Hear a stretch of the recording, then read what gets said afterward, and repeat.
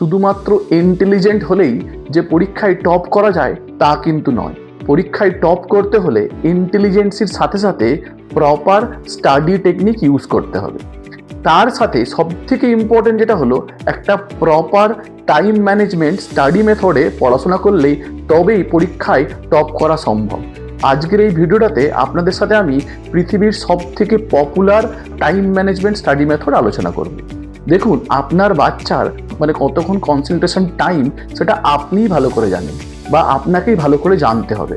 আপনার বাচ্চার যদি কনসেন্ট্রেশন টাইম 15 থেকে 25 মিনিট হয় আর আপনি তাকে 1 ঘন্টা বা 2 ঘন্টা ধরে জোর করে পড়াচ্ছেন, তাহলে আপনার বাচ্চার মাথায় ওই 15 থেকে 25 মিনিটের মধ্যেই যা ঢুকেছিল তাই ঢুকবে, এর থেকে বেশি আর কিছুই ঢুকবে না, শুধুমাত্র অযথা সময় নষ্ট।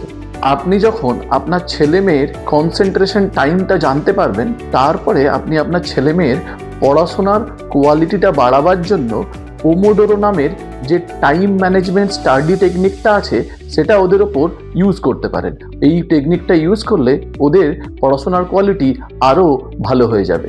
ইতালিয়ান সাহিত্যিক এবং প্রোডাক্টিভিটি এক্সপার্ট ফ্রান্সিসকো কিরিলো 1980 সালে পোমোডোরো টেকনিক নামে এই টাইম ম্যানেজমেন্ট স্টাডি মেথডটি ইন্ট্রোডিউস করেন। এখানে তিনি বলেছেন যে পড়াশোনা করার সময় 25 মিনিট ধরে ভেরি ফোকাস ওয়েতে কোনো সাবজেক্টকে কনসেন্ট্রেটেডলি পড়াশোনা করো, তারপরে 5 মিনিট ব্রেক নাও।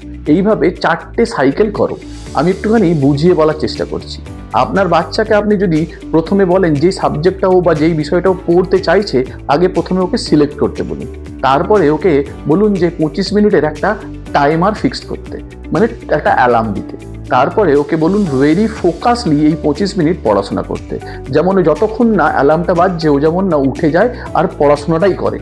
তারপরে ওকে বলুন 5 মিনিট ব্রেক নিতে। এই 5 মিনিট ব্রেকের সময় ও যেমন না কোনোভাবে ফোন দেখে বা টিভি দেখে বা কোনো ভিডিও গেম খেলে। ও কী করতে পারে, এই 5 মিনিটের সময় বাথরুম যেতে পারে, জল খেতে যেতে পারে বা একটুখানি হাঁটাচলা করে নিতে পারে। আর যদি আরেকটু করতে চান তাহলে একটুখানি ব্যায়াম করে নিতে পারে। আবার 5 মিনিট পরে ফিরে এসে 25 মিনিটের অ্যালার্ম দিয়ে আবার 25 মিনিট ফুল কনসেন্ট্রেশন দিয়ে পড়াশোনা করো, তারপরে আবার 5 মিনিট ব্রেক। এইরকমভাবে 4টে সাইকেল করার পরে একটা লং হাফ অ্যান আওয়ারের ব্রেক নেবে।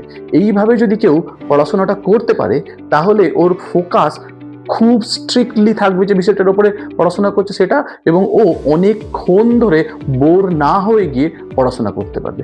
এই মেথডটা যদি কেউ ইউজ করতে পারে এবং প্রপার স্টাডি টেকনিকে ইউজ করতে পারে, আর যদি কারোর ন্যূনতম ইন্টেলিজেন্স থাকে, তাকে পরীক্ষায় ভালো নাম্বার পেতে বা কেউ আটকাতে পারবে না।